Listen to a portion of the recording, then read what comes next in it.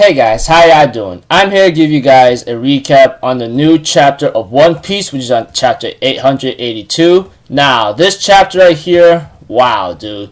I'm really glad I'm really glad next week One Piece won't be on break because, after seeing this chapter, I don't know what's really bound to happen, but it's about to get really hectic from here on out. So, if anything else, let's just get this recap started.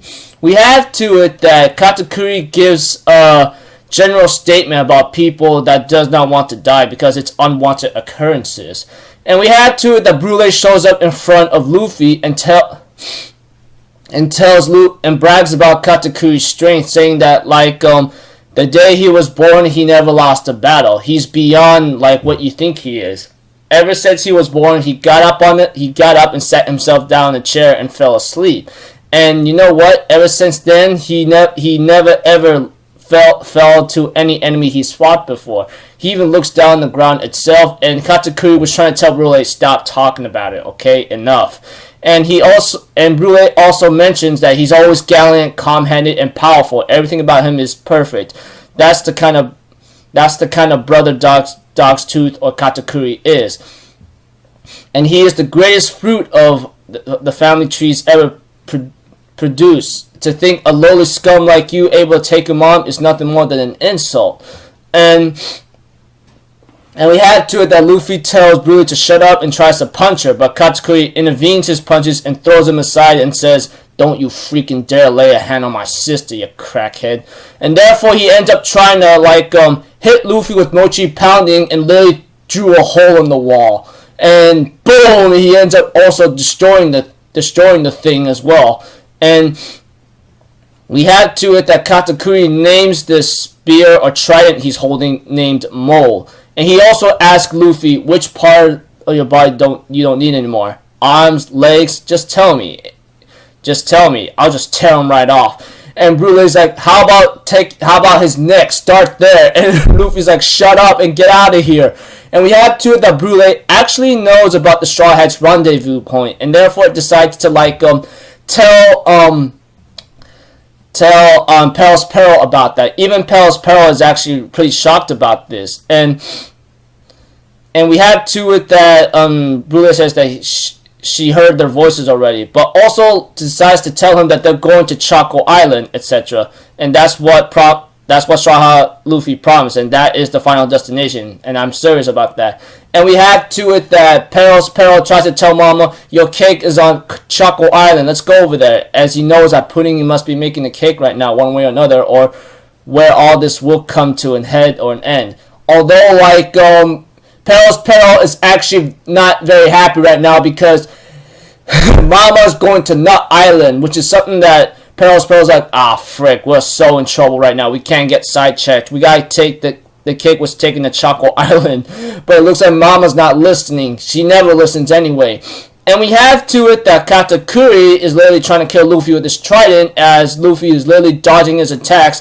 We have to it that Luffy's complaining, saying that everything that I've always been trying to dodge right now, I had to put more effort into it. And we have to it that Katakuri complains the same thing by telling Luffy, people don't dodge my attacks as much. It's really ticking me off, what's stressing me out so much. And therefore, we have to it that Katakuri uses flowing mochi, and therefore Luffy realizes that the ground became mochi. And he realizes that it's the same thing that Doflamingo did, and it's been revealed that Katakuri says that his powers are awakened, obviously. And therefore, Luffy being strangled up by Katakuri's mochi, we have to it that Luffy has no choice but to enter Gear 4th, which is something that Katakuri is actually intrigued by. And therefore gets ready with this battle, etc. We have to it that Monture or something, that big long nose guy, which I don't really care much about, he ends up realizing that the Sea Slug transmitters are not doing so well, especially about the information. Not to mention, Monture is trying to figure out where the ships are, and we have to it that Peckums is crying badly because he's crying for his big brother Pedro who sacrificed himself by self-destruction, and of course Tamago understands his pain, but Montore, the long-nosed guy, which I think that's Montore, says like, dude, he was our enemy. Give me a break. And although Tamago is actually concerned about like Pedro's sacrifice, because he says that the Straw Hats will bring one day lead to a new world of dawn. And we have to it that he tells Montore that we have to like hunt down Luffy no matter what. But Montore says, "Oh, he's no big deal. Come on, man. He's nothing that should be taken too serious." But Tamago says otherwise. He says, "Look, these guys just took down Mama's castle without a cinch. You think that's something not to take serious about?" He goes up, and Montore is like, "Oh, what do you want me to do? They were planned all this from the start." And then Tamago's like, "Dude, ever since they arrived here, a lot of accidents has occurred lately. You can't be serious by saying that they're not a serious threat." And therefore, he ends up saying that we have to dispatch powerful ships to the furthest reaches of our territory if we're ever going to catch them. And we have to it that Montore got a call from Lord Custard, and we have to it that that they said that Lord Custard lost sight of Benji's ship, which is something like Montore is like, "What the hell's going on? Investigate the seafloor at once. What's going on here?" And we also see to it that Benji, on the other hand, who's inside Mama's territory, who managed to reach his ship, is escaping right now, but must hurry to Choco Island, which is where Chiffon lies as the crow flies. And we have to it that that there's a report from German shit Nus Torte. We have to it that like they say they decimated the forces, 10,000 of them, and the entire country's on shambles. And Montore is like, "Hey, don't tell me you destroyed the cloning machines, did you?" He goes like, "No, but this is actually Niji talking in the transporter snail." And it looks like to me, Jerma 66 like literally laid wasted to the entire army of 10,000 warriors of Big Mama's army, which just shows that their strength is actually formidable. And it looks like to me they're not a joke at all either. But we also see to it that despite what's been going on here, we have to it that Niji asked him what happened to the Straw Hats, etc. He said that we accidentally let them off by accident, but they're fleeing to the west and we'll deal with them in no time. And Ichiji ends up saying, "Let's ready to move out our ships right now," etc. And ends off there. So that ending right there with German 66 decimating the entire forces, entire 10,000 forces, is actually pretty surprising. Although I had to factor in that Ichiji, Niji, Yonji, and Reiju are like enhanced superhuman beings that aren't something to be taken lightly about, because after all, they are the top of German 66. German double six's army, etc., and shows how much their strength is to them.